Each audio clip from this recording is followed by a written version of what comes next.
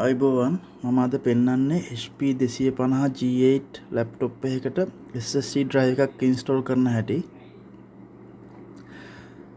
අපි දැන් මේකේ කේසින් එක open කරලා බලමු.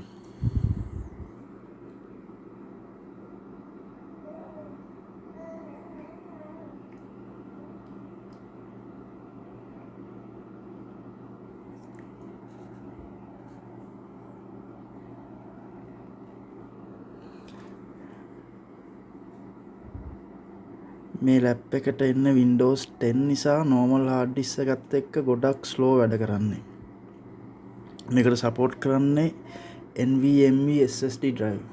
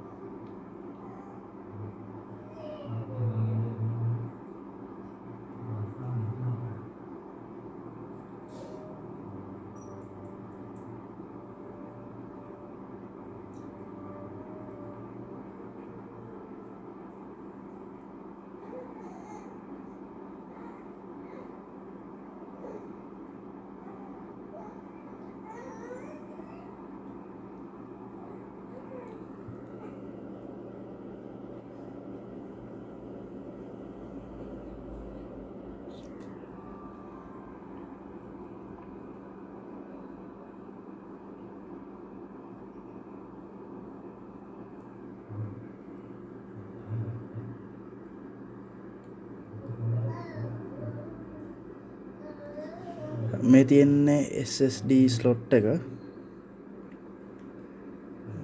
මේ තියෙන්නේ RAM slot එකක්.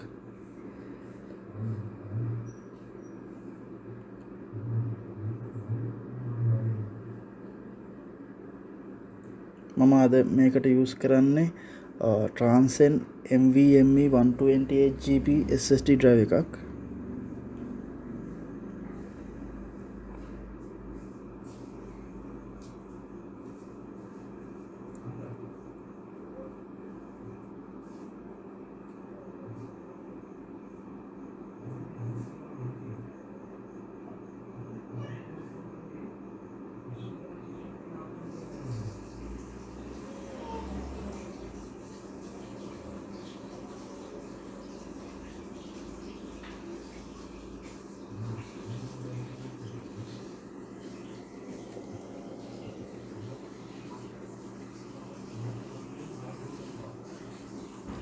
මේ විදිහට අපි SSD drive එක මේකට install කරගත්තා.